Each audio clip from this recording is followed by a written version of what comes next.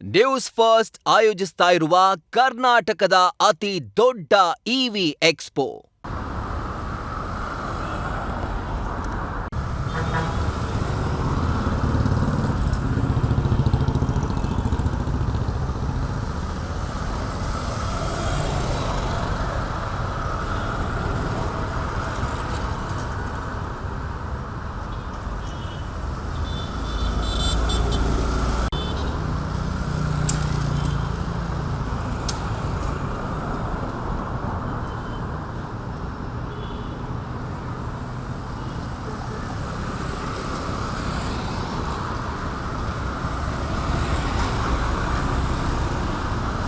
ಈ ಉಡುಪಿ ನಗರದಲ್ಲಿ ಸುಮಾರು ಒಂದು 58 ಕಟ್ಟಡಗಳಿಗೆ ಪಾರ್ಕಿಂಗ್ ವ್ಯವಸ್ಥೆ ಇಲ್ಲ ಅಂತ ಒಬ್ಬರು ಕಂಪ್ಲೇಂಟನ್ನು ಕೊಟ್ಟಿದ್ದರು. ಆ ಕಂಪ್ಲೇಂಟ್ ಪ್ರಕಾರವಾಗಿ ಅದು ರಸ್ತೆ ಸುರಕ್ಷತಾ ಸಮಿತಿಯಲ್ಲಿ ಸುದೀರ್ಘವಾಗಿ ಚರ್ಚೆಯಾಗಿ ಆ ಒಂದು ಬಿಲ್ಡಿಂಗ್ಗಳ ಪಾರ್ಕಿಂಗ್ ವ್ಯವಸ್ಥೆ ಕುರಿತು ಅದನ್ನು ಕ್ರಮವಹಿಸಿರಿ ಅಂತ ಸಭೆಯಲ್ಲಿ ನಗರಸಭೆಗೆ ಸೂಚಿಸಲಾಗಿತ್ತು. ಅದೇ ರೀತಿ ನಾವು ಅವೆಲ್ಲ ಬಿಲ್ಡಿಂಗ್ಗಳಿಗೆ ನೋಟಿಸನ್ನು ಕೊಡಲಾಗಿತ್ತು. ಕೊಟ್ಟ ಮೇಲೆ ಅವರು ಅದರಲ್ಲಿ ಒಂದು 3 ರಿಂದ 4 ಜನ ಅಷ್ಟೇ ಅದಕ್ಕೆ ನೋಟಿಸಿಗೆ ಉತ್ತರವನ್ನು ಕೊಟ್ಟಿದ್ದರು. ಬಿಲ್ಡಿಂಗ್ ಪ್ಲ್ಯಾನು ಮತ್ತು ಅದನ್ನೆಲ್ಲ ಕಾಪಿಗಳನ್ನು ಅಟ್ಯಾಚ್ ಮಾಡಿ ಕೊಟ್ಟಿದ್ದರು. ಬಟ್ ಉಳಿದ ಜನ ಯಾರೂ ಕೊಟ್ಟಿರಲಿಲ್ಲ. ಆದ್ದರಿಂದ ನಾವೇನು ಮಾಡಿದ್ವಿ, RI ಮತ್ತು ಇಂಜಿನಿಯರ್ಸ್ಗಳಾದ ಒಂದು ಜಂಟಿ ಸಮೀಕ್ಷೆ ಮಾಡಿಕೊಂಡು ಯಾವ್ಯಾವ ಬಿಲ್ಡಿಂಗಿಗೆ ಪಾರ್ಕಿಂಗ್ ವ್ಯವಸ್ಥೆ ಇದೆ ಇಲ್ಲ ಅಂತ ನಾವು ಅದನ್ನೆಲ್ಲ ರಿಪೋರ್ಟನ್ನು ತೆಗೆದುಕೊಂಡಾಗ ನಮ್ಮ ಗಮನಕ್ಕೆ ಬಂದಿರೋದು ಅವೆಲ್ಲ 2009ಕ್ಕಿಂತ ಬಿಫೋರೇ ಅವರು ಕಟ್ಟಿರ್ತಕ್ಕಂಥ ಕಟ್ಟಡ ಇರೋದರಿಂದ, ಹಳೆ ಕಟ್ಟಡ ಆಗಿರೋದ್ರಿಂದ ನಮ್ಮಲ್ಲಿ ಉಡುಪಿ ನಗರದಲ್ಲಿ ZR 2009ರಿಂದ ಬಂದಿರೋದ್ರಿಂದ ಪಾರ್ಕಿಂಗ್ ವ್ಯವಸ್ಥೆಯನ್ನು ಕಲ್ಪಿಸಲು ಆಗಿರಲಿಲ್ಲ ಅವರಿಗೆ. ಆದ್ದರಿಂದ 58 ಒಂದು ಏನು ಕಟ್ಟಡಗಳಿದೆ ಅದರದ್ದು ಸಂಪೂರ್ಣ ಒಂದು ರಿಪೋರ್ಟನ್ನು ನಾವು ಮಾಡಿ ಕಳೆದ ಬಾರಿ ನಡೆದಿರ್ತಕ್ಕಂಥ ರಸ್ತೆ ಸುರಕ್ಷತಾ ಸಮಿತಿಯಲ್ಲಿ ನಾವು ಮಾನ್ಯ ಜಿಲ್ಲಾಧಿಕಾರಿಗಳ ಸಭೆಯಲ್ಲಿ ನಾವು ಅದನ್ನು ಮಂಡಿಸಿದ್ವಿ. ಮಂಡಿಸಿದ ಮೇಲೆ ಹಳೆ ಕಟ್ಟಡ ಆಗಿರೋದ್ರಿಂದ ನೀವು ಈಗ ನಾವು ಎನ್ಫೋರ್ಸ್ಮೆಂಟ್ ಮಾಡಲಿಕ್ಕಾಗಲ್ಲ. ಬಟ್ ಇನ್ನಾದರೂ ಕಮ್ಯುನಿಟಿ ಪಾರ್ಕಿಂಗ್ ಏನಾದರೂ ವರ್ಟಿಕಲ್ ಪಾರ್ಕಿಂಗು ಅಥವಾ ಪಾರ್ಕಿಂಗ್ ರಿಲೇಟೆಡ್ ಏನಾದರೂ ಒಂದು ಸ್ವಲ್ಪ ಯೋಚನೆ ಮಾಡಿ ಅದನ್ನು ಬಗೆಹರಿಸಿ ನೀವು ಮತ್ತು ಪೊಲೀಸ್ ಇಲಾಖೆ ಕುರಿತು ಏನಾದರೂ ಮಾಡಿ ಅಂತ ನಮಗೆ ಸಲಹೆಯನ್ನು ಕೊಟ್ಟಿದ್ದಾರೆ. ಆ ರೀತಿ ನಾವು ಕ್ರಮವನ್ನು ವಹಿಸ್ತಾ ಇದ್ದೇವೆ. ಮತ್ತು ಈಗ ನಗರದಲ್ಲಿ ಇನ್ನೊಂದಿಷ್ಟು ಕಂಪ್ಲೇಂಟ್ಸ್ ಏನು ಬರ್ತಾ ಇದೆ ಅಂದರೆ, ಬೇಸ್ಮೆಂಟಲ್ಲಿ ಪಾರ್ಕಿಂಗ್ ವ್ಯವಸ್ಥೆ ಇದೆ, ಬಟ್ ಅದನ್ನು ಅವರು ಅನಧಿಕೃತವಾಗಿ ಒಂದು ಡೋರ್ ನಂಬರನ್ನು ತೊಗೊಂಡು ಬೇರೆ ಬೇರೆ ಆ್ಯಕ್ಟಿವಿಟಿ ಅಂದರೆ ಶಾಪ್ಸು ಇದಕ್ಕೆ ಬಾಡಿಗೆಯನ್ನು ಕೊಟ್ಟಿದ್ದಾರೆ ಅಂತಲೂ ನಾವು ಕೇಳಿ ಬರ್ತಾ ಇದೆ. ಅದನ್ನು ನಾವು ಈಗ ನಮ್ಮ ಬಿಲ್ ಕಲೆಕ್ಟರ್ಗೆ ಒಂದು ಇದನ್ನು ಮಾಡಿ ಸಮೀಕ್ಷೆ ಮಾಡಿಸಿ ಆ ಯಾವ ಬಿಲ್ಡಿಂಗ್ ಇರ್ತೋ ಅದನ್ನು ಡೋರ್ ನಂಬರನ್ನು ನಾವು ರದ್ದುಪಡಿಸಲಿಕ್ಕೆ ನಾವು ನಗರಸಭೆಯಿಂದ ಕ್ರಮ ವಹಿಸ್ತೇವೆ. ಈಗ ನೋಟಿಸಿಗೆ ಅವರು ಏನಾದರೂ ರೆಸ್ಪಾನ್ಸ್ ಮಾಡದೇ ಇದ್ದರೆ ಮುಂದುವರಿಸಿದರೆ ಮುಂದೆ ಏನು ಕ್ರಮ? ಇಲ್ಲ, ಅದಕ್ಕೆ ನಾವೀಗ ಅವರಿಗೆ ನೋಟಿಸ್ ಕೊಟ್ಟು ಅವರಿಂದ ಉತ್ತರ ತೊಗೊಳ್ಳೋದು, ನಾವು ಅದನ್ನು ಆ ಕಾನ್ಸೆಪ್ಟೇ ತೆಗೆದುಬಿಟ್ಟಿದ್ವಿ. ಅವ್ರು ನೋಟಿಸ್ ಕೊಡೋದು ಬೇಡ, ನಾವೇ ಸಮೀಕ್ಷೆ ಮಾಡ್ತೀವಿ. ಆ ಪ್ಲ್ಯಾನನ್ನು ನಮ್ಮ ಕಡೆನೂ ನಮ್ಮ ಆಫೀಸಲ್ಲಿ ಯಾವ್ಯಾವ ಬಿಲ್ಡಿಂಗ್ ಇವೊಂದು 1980, 1990 ಇರ್ತಕ್ಕಂಥ ಬಿಲ್ಡಿಂಗದ್ದು ಫೈಲ್ಸ್ ನಮ್ಮ ಕಡೆ ಇದ್ದಾವೆ. ಆ ಪ್ಲ್ಯಾನ್ ಎಲ್ಲ ನಮ್ಮ ಕಡೆ ಇದ್ದಾವೆ. ಆ ಪ್ಲ್ಯಾನ್ಗಳನ್ನು ತೊಗೊಂಡೋಗಿ ನಾವು ವೆರಿಫೈ ಮಾಡ್ತೀವಿ. ಅದು ಪಾರ್ಕಿಂಗೇ ಡೆಸಿಗ್ನೇಟ್ ಆಗಿತ್ತು ಅಂದರೆ ಆ ಜಾಗದಲ್ಲಿ ಅವರು ಡೋರ್ ನಂಬರ್ ಏನಾದರೂ ನಮ್ಮ ಆಫೀಸಿಗೆ ಫ್ರಾಡುಲೆಂಟ್ ಏನಾದರೂ ಮಾಹಿತಿ ಕೊಟ್ಟು ತೊಗೊಂಡಿದ್ರಂದು ಅಥವಾ ನಮ್ಮ ಆಫೀಸಿಂದ ಏನೋ ಕೊಟ್ಟಿದ್ರಂದ್ರು ನಾವು ಅದನ್ನು ಡೆಫಿನೆಟ್ಲಿ ರದ್ದು ಮಾಡಿ ತೆಗಿತೀವಿ.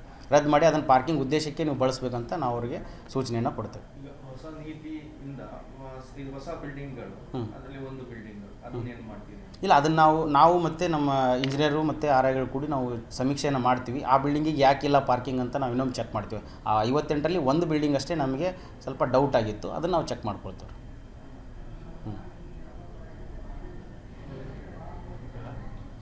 ಉಡುಪಿ ನಗರ ವ್ಯಾಪ್ತಿಯಲ್ಲಿ ಪಾರ್ಕಿಂಗ್ ಸಮಸ್ಯೆ ಇಲ್ಲ, ಮಾಮೂಲಿ ಎಲ್ಲ ಕಂಪ್ಲೇಂಟ್ ಕೊಡ್ತಾರೆ. ಅದು ಏನು ಬೇರೆ ಆ್ಯಕ್ಷನ್ಗಳು ಏನು ಮಾಡ್ಬೋದು?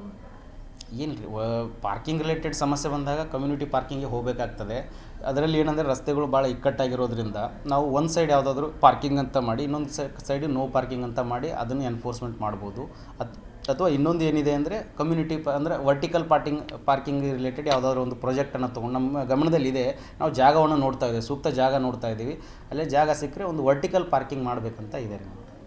ಈಗ ಆಲ್ರೆಡಿ ಮಣಿಪಾಲದಲ್ಲಿ ತಾವು ನೋಡಿರ್ಬೋದು ಆ ರೀತಿ ಒಂದು ನಾವು ಇಲ್ಲಿ ಸಿಟಿ ಲಿಮಿಟ್ ಇಲ್ಲೇ ಎಲ್ಲಿ ಕಂಜೆಸ್ಟೆಡ್ ಜಾಗ ಇದೆಯಲ್ಲ, ಸ್ವಲ್ಪ ಟ್ರಾಫಿಕ್ ಜಾಸ್ತಿ ಇರೋಲ್ಲಿ ನಾವು ಒಂದು ವರ್ಟಿಕಲ್ ಪಾರ್ಕಿಂಗ್ ಪ್ರಾಜೆಕ್ಟ್ ತೊಗೋಬೇಕಂತ ನಮಗೊಂದು ಯೋಚನೆ ಇದೆ. ಸ್ವಲ್ಪ ಜಾಗ ನೋಡ್ತಾ ಇದ್ದೀವಿ. ಈಗ ಎಲ್ಲ ಪ್ರಭಾವಿಗಳದ್ದೇ ನೀವು ಗುರುತಿಸಿರೋ ಬಿಲ್ಡಿಂಗ್ಗಳೆಲ್ಲ ಅಷ್ಟು ಈಸಿಯಾಗಿ ಅದನ್ನ ನೀವು ಕ್ರಮ ಕೈಗೊಳ್ಳಲಿಕ್ಕೆ ಆಗ್ತದೆ? ಈಗ ಸದ್ಯಕ್ಕೆ ಚುನಾಯಿತ ಪ್ರತಿನಿಧಿಗಳ ಅಧ್ಯಕ್ಷರು ಇಲ್ಲ ನಗರಸಭೆಯಲ್ಲಿ, ಹಾಗಾಗಿ ಇಲ್ಲ ನೋಡಿ, ಪಾರ್ಕಿಂಗ್ ಸಮಸ್ಯೆ ಜೆನ್ಯೂನ್ ಆಗಿರೋದ್ರಿಂದ ಅಲ್ಲಿ ಅದು ಯಾವುದೂ ಪ್ರಶ್ನೆನೇ ಬರಲ್ಲ ರೀ.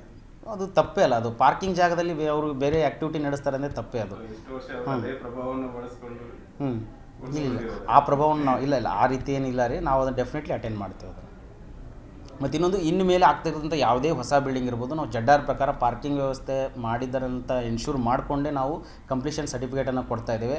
ಇನ್ನು ಆಗ್ತಕ್ಕಂಥ ಬಿಲ್ಡಿಂಗಿಗೆ ಏನು ಸಮಸ್ಯೆ ಇಲ್ಲ ರೀ. ಬಟ್ ಹಳೆ ಬಿಲ್ಡಿಂಗ್ ಏನಿದ್ದಾವೆ ಅದಿದ್ದು ಒಂದು ಸ್ವಲ್ಪ ಸಮಸ್ಯೆ ಇದೆ, ಅದನ್ನು ನಾವು ಅಟೆಂಡ್ ಮಾಡ್ತೇವೆ. ಕಮ್ಯುನಿಟಿ ಪಾರ್ಕಿಂಗ್ ಅಂದರೆ ಅಂಡರ್ ಫ್ಲೋರಲ್ಲಿ ಶಾಪ್ ಮಾಡಿದ್ದವರು ಅಂಥದ್ದು ಎಷ್ಟು ಬಿಲ್ಡಿಂಗ್ ಇರುವಂಥದ್ದು? ಅಲ್ಲ, ಅದು ನಾವು ರಿಪೋರ್ಟ್ ನಮಗೆ 58 ಬಿಲ್ಡಿಂಗ್ ರಿಲೇಟೆಡ್ ಅಷ್ಟೇ ಮಾಹಿತಿ ಕೊಡೋದಿದ್ದಕ್ಕೆ ನಾವು ಅದನ್ನಷ್ಟೇ ಮಾಡಿದ್ದೀವಿ ರೀ. ಬಟ್ ಇವಾಗ ತಾವು ಹೇಳ್ತಾ ಇರೋದು ಆ ರೀತಿ ಆಗಿದೆ ಅಂತ, ಅದನ್ನು ನಾವು ಒಂದು ಬಿಲ್ ಕಲೆಕ್ಟರ್ ಕಡೆಯಿಂದ ವೆರಿಫೈನೇ ಮಾಡಿಸ್ಬಿಡ್ತೀವಿ ಎಷ್ಟು ಬಿಲ್ಡಿಂಗ್ ಆ ರೀತಿ ಮಾಡ್ತಾ ಇದ್ದಾರಂತ. ಮತ್ತು ಇನ್ನೊಂದು ತಮ್ಗೆ ಹೇಳಬೇಕಂದ್ರೆ ಪಾರ್ಕಿಂಗ್ ವ್ಯವಸ್ಥೆ ಇದೆ, ಮಾಡ್ಕೊಂಡಿದ್ದಾರೆ. ಅಲ್ಲಿ ಯಾವುದು ಬೇರೆ ಅನ್ಯ ಉದ್ದೇಶನೂ ಮಾಡ್ಕೊಂಡಿಲ್ಲ, ಫ್ರೀನೇ ಇದೆ ಅದು. ಆದರೂ ರಸ್ತೆ ಮುಂದೆ ನಿಲ್ಲಿಸ್ತಾರೆ. ಅಂಥ ಗಮನಕ್ಕೂ ನಾವು ಸಮೀಕ್ಷೆ ಮಾಡುವಾಗ ಒಂದು 4 ಬಿಲ್ಡಿಂಗು ಗಮನಕ್ಕೆ ಬಂತು. ಅವರಿಗೆ ನಾವು ನೋಟಿಸ್ ಕೊಟ್ಟಿದ್ದೇವೆ, ನೀವು ಕಂಪಲ್ಸರಿ ನಿಮ್ಮ ಪಾರ್ಕಿಂಗಿಗೆ ಅವ್ರನ್ನ ಅಲೋ ಮಾಡಬೇಕು. ಅಲೋ ಮಾಡಿ ಏನಾದರೂ ಅಲ್ಲಿ ನಿಮ್ಮದು ಪಾರ್ಕಿಂಗ್ ಫಿಲ್ ಆದಮೇಲೆ ಬೇಕಾದ್ರೆ ಅದನ್ನು ನೀವು ಮುಂದಿನದು ರಸ್ತೆಗೆ ನಿಲ್ಲಿಸೋದು ಅದನ್ನು ನೋಡಬೇಕು. ಬಟ್ ಅಂಥ ಒಂದು 3 ಬಿಲ್ಡಿಂಗ್ ನಮ್ಮ ಗಮನಕ್ಕೆ ಬಂದು ಅದಕ್ಕೂ ನೋಟಿಸ್ ಕೊಟ್ಟು ಅವ್ರು ತಿಳಿ ಹೇಳಿದ್ದೇವೆ, ಅವ್ರು ಮಾಡ್ತೀನಿ ಅಂತ ಒಪ್ಕೊಂಡಿದ್ದಾರೆ. ಈಗ ಅಂಡರ್ ಫ್ಲೋರ್ ಅಲ್ಲಿ ಒಂದು ಫ್ಲೋರ್ ಪಾರ್ಕಿಂಗ್ ಹೌದು ಇಡಬೇಕು, ಹೌದು. ಆಮೇಲೆ ಅದರ ಮೇಲೆ ಏನಿದೆ ಅದು ಅವ್ರ ಕಮರ್ಷಿಯಲ್ಗೆ ಯೂಸ್ ಮಾಡಬೇಕು ಅನ್ನೋದು ಈಗ ZR ಪ್ರಕಾರ ಇರುವಂತ ನಿಯಮ. ಹೌದೌದು.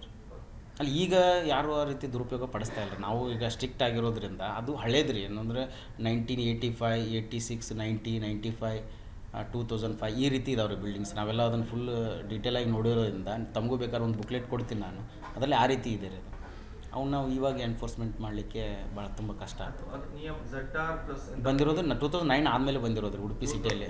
ಜೋನಲ್ ರೆಗ್ಯುಲೇಷನ್ 9 ನಂತರ ZR ಪ್ಲಸ್ ಹೇಗಂತದ್ದು ZR ಅಂತ, ಜೋನಲ್ ರೆಗ್ಯುಲೇಷನ್ ಅಂತ, ವಲಯ ನಿಯಮಾವಳಿಗಳಂತೇಳಿ. ವಲಯ ನಿಯಮಾವಳಿ, ಆ ವಲಯ ನಿಯಮಾವಳಿ ಅನುಸಾರವಾಗಿ ನಾವು ಬಿಲ್ಡಿಂಗ್ ಪರ್ಮಿಷನ್ ಕೊಡ್ತೀವಿ ರೀ. ಅಂದರೆ ಒಂದು ಕಮರ್ಷಿಯಲ್ ಬಿಲ್ಡಿಂಗ್ ಇತ್ತಂದರೆ ಅದು ಎಷ್ಟು ಸ್ಪೇಸ್ ಇದೆ ಅದ್ರ ಪ್ರಕಾರ ನಾವು ಎಷ್ಟು ಪಾರ್ಕಿಂಗ್ ಅವ್ನು ಬಿಡಲೇಬೇಕು. ಈಗ ಅಪಾರ್ಟ್ಮೆಂಟ್ ಇದ್ದರೂ ಎಷ್ಟು ಯೂನಿಟ್ಸ್ ಇದೆ ಡ್ವೆಲ್ಲಿಂಗ್ ಯೂನಿಟ್ಸು, ಅದರಲ್ಲಿ ಎಷ್ಟು ಪಾರ್ಕಿಂಗ್ ಬಿಡಲೇಬೇಕು ಅಂತ ಅದರಲ್ಲಿ ನಾವು ಪ್ಲ್ಯಾನಲ್ಲಿ ಅಪ್ರೂವ್ ಮಾಡೇ ಕೊಡ್ತೀವಿ ರೀ. ಆ ಪ್ಲ್ಯಾನ್ ಪ್ರಕಾರನೇ ಮಾಡಿರ್ತಾನೆ ಅವನು. ಮಾಡಿದರೆ ಅದನ್ನ ಎನ್ಶೂರ್ ಮಾಡ್ಕೊಂಡು ನಾವು ಕಂಪ್ಲೀಷನ್ ಕೊಡ್ತೀವಿ. ಮಾಡದೇ ಇದ್ದರೆ ಅಲ್ಲಿ ಏನಾದ್ರು ವೈಲೇಷನ್ ಮಾಡಿದರೆ ನಾವು ಕಂಪ್ಲೀಷನ್ ಕೊಡ್ಲಿಕ್ಕೆ ಹೋಗಲ್ಲ. ಸರ್, ಇದರ ಹೊರತಾಗಿ ಇಲ್ಲ ನಿಮ್ಮ ಆಫೀಸಿಂದ ಸ್ವಲ್ಪ ಸಿಟಿ ಹಾಸ್ಪಿಟಲ್ ಅದು ಏನು ಸರ್ ಕ್ರಮ? ಅಂದರೆ ಒಂದಷ್ಟು ಅಪಾಯ ಇದೆ ಅಂತ ಸಾಕಷ್ಟು ಹೋರಾಟ ಕೂಡ ಈ ಹಿಂದೆನೂ ಮಾಡಿದ್ರು. ಮಳೆಗಾಲದಲ್ಲಿ ಸಾಕಷ್ಟು ನೀರು ನಿಲ್ತದೆ ನಗರದ ಮಧ್ಯೆ ಇದೆ ಅಲ್ಲಿ. ಅಲ್ಲ, ನಾನು ಕೇಳಿದ ಪ್ರಕಾರ ಅಲ್ಲಿ ನಿನ್ನೆನೂ ಚರ್ಚೆ ಆಯಿತು. ನಿನ್ನೆ ಒಂದು ಮೀಟಿಂಗ್ ಇತ್ತು ನಮ್ಮದು ಜಿಲ್ಲಾಧಿಕಾರಿಗಳ ಅಧ್ಯಕ್ಷತೆಯಲ್ಲಿ, ಆರೋಗ್ಯ ಸುರಕ್ಷಾ ಸಮಿತಿ ಅಂತ. ಅಲ್ಲಿ ಡಿಸ್ಕಸ್ ಆಯ್ತದು. ಅಲ್ಲಿ ಅದು ಜಾಗ ಆರೋಗ್ಯ ಇಲಾಖೆಗೆ ಸಂಬಂಧಪಟ್ಟಿರೋ ಜಾಗ. ಅಲ್ಲಿ ಆಲ್ರೆಡಿ ಏನೋ ಪ್ಲ್ಯಾನ್ ಮಾಡಿ ಒಂದು ಬಿಲ್ಡಿಂಗ್ ಕಟ್ಟಬೇಕಂತ ಡಿಗ್ ಮಾಡಿರೋದಿದೆ. ಅದನ್ನು ಅದು ಮಳೆಗಾಲದಲ್ಲಿ ನೀರು ನಿಲ್ಲೋದು ಆಗಿರ್ಬೋದು, ಮತ್ತು ತಗ್ಗು ಪ್ರದೇಶ ಆಗಿರೋದ್ರಿಂದ ಅಪಾಯಕಾರಿ ಇರೋದ್ರಿಂದ ಅದನ್ನ ಏನಾದರೂ ಕ್ರಮ ವಹಿಸಿ ಅಂತ ಅವರು ಒಂದು ಎಸ್ಟಿಮೇಟ್ ಮಾಡಿದ್ದಾರೆ. ಅರೌಂಡ್ 80 ಲ್ಯಾಕ್ಸ್ದೇನೋ ನಿನ್ನೆ ನನಗೆ ಹೇಳಿದ್ರು ಅವರು. 80 ಲ್ಯಾಕ್ಸ್ ಎಸ್ಟಿಮೇಟ್ ಮಾಡಿದ್ದಾರೆ. ಅದನ್ನು ರೀಫಿಲ್ ಮಾಡಿಕೊಂಡು ಅದನ್ನು ಗ್ರೌಂಡ್ ಲೆವೆಲ್ ತರಬೇಕಂತ ಅವ್ರ ಪ್ಲ್ಯಾನ್ ಇದ್ದಾರೆ. ಸ್ವಲ್ಪ ಅನುದಾನದ ರಿಲೇಟೆಡ್ ಅವರು ಒಂದು ಸ್ವಲ್ಪ ವೇಟ್ ಮಾಡ್ತಾ ಇದ್ದಾರೆ ಅಷ್ಟೇ. ಮಣ್ಣು ಹಾಕಿ ಫಿಲ್ ಮಾಡಲಿಕ್ಕೆ ಎಷ್ಟು ಬಜೆಟ್ ಅದು? 80 ಲ್ಯಾಕ್ಸ್ದೇನೋ ಇದನ್ನು ಮಾಡಿದ್ದಾರೆ, ಎಸ್ಟಿಮೇಟ್ ಮಾಡ್ಕೊಂಡಿದ್ದಾರೆ. ಆರೋಗ್ಯ ಇಲಾಖೆ ಸುಪರ್ದಿ ಬರ್ತಿದ್ದಾರೆ. 80 ಲ್ಯಾಕ್ಸ್ 80 ಲ್ಯಾಕ್ಸ್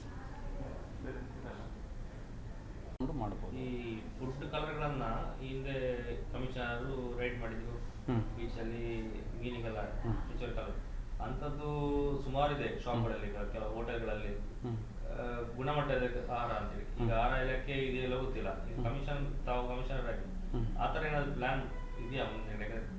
ಇಲ್ಲ, ಆ್ಯಕ್ಚುಲಿ ಇದಕ್ಕೆ ಒಂದು ಇವ್ರದ್ದು ನಮ್ಮದು ಫುಡ್ ಸೇಫ್ಟಿ ಆಫೀಸರ್ದು ಸಹಕಾರ ತೊಗೊಂಡು ಈಗ ನಾವು ಮೊನ್ನೆ ರೀಸೆಂಟಾಗಿ ಮಂಗಳೂರು ಮಹಾನಗರ ಪಾಲಿಕೆ ಅನಿಸುತ್ತೆ, ಅಲ್ಲಿ ರೇಡ್ ಮಾಡಿದ್ದು ನಾವು ನೋಡಿದ್ವಿ ಪತ್ರಿಕೆಗಳಲ್ಲಿ. ನಾವು ಮಾಡಬೇಕಂತ ಪ್ಲ್ಯಾನ್ ಇದೆ.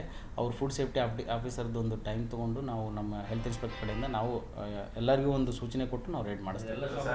ಮತ್ತು ಇನ್ನೊಂದು ರೀ, ಈಗ ಸ್ಟ್ರೀಟ್ ವೆಂಡರ್ಸ್ ಏನಿದಾರಲ್ಲ, FSSAI ಅಂತ ಅವು ಅಥಾರಿಟಿ, ಅದಕ್ಕೆ ಕಂಪಲ್ಸರಿ ಸರ್ಟಿಫಿಕೇಟ್ ತೊಗೋಬೇಕ್ರಿ ಅವರು. ಅದನ್ನು ನಾವು ಮೊನ್ನೆ ಒಂದು ಅವ್ರಿಗೊಂದು ಕಾರ್ಯಾಗಾರ ರೀತಿ ಮಾಡಿ ಅವ್ರಿಗೂ ತಿಳುವಳಿಕೆ ಹೇಳಿದ್ದೇವೆ. ಕಂಪಲ್ಸರಿ ಸ್ಟ್ರೀಟ್ ವೆಂಡಿಂಗ್ನಲ್ಲಿ ಯಾವುದೋ ಫುಡ್ ಮಾಡ್ತಾಯಿದ್ರು ಸಹ ಅವರು FSSAIಯಿಂದ ಅಥರೈಸ್ ಆಗಿರ್ತಕ್ಕಂಥ ಸರ್ಟಿಫಿಕೇಟ್ ಇಟ್ಕೊಳ್ಳೇಬೇಕು. ಇಟ್ಕೊಳ್ದೇ ಇದ್ದರೆ ಅವರು ಮಾಡಲಿಕ್ಕೆ ಅರ್ಹರಲ್ಲ ಅಂತ ನಾವು ಹೇಳಿದ್ದೇವೆ. ಅವರು ಒಂದು ಸ್ವಲ್ಪ ಟೈಮ್ ಕೇಳಿದ್ದಾರೆ, ಅದನ್ನು ಅವ್ರು ಮಾಡ್ಕೊಳ್ತಾರೆ ಸ್ಟ್ರೀಟ್ ವೆಂಡರ್ಸ್. ಬಟ್ ತಾವೇನು ಕಲರ್ಸ್ ರಿಲೇಟೆಡ್ ಹೇಳಿದಾರಲ್ಲ ಅದನ್ನು ನಾವು ಡೆಫಿನೆಟ್ಲಿ ಅಟೆಂಡ್ ಮಾಡ್ತೀವಿ.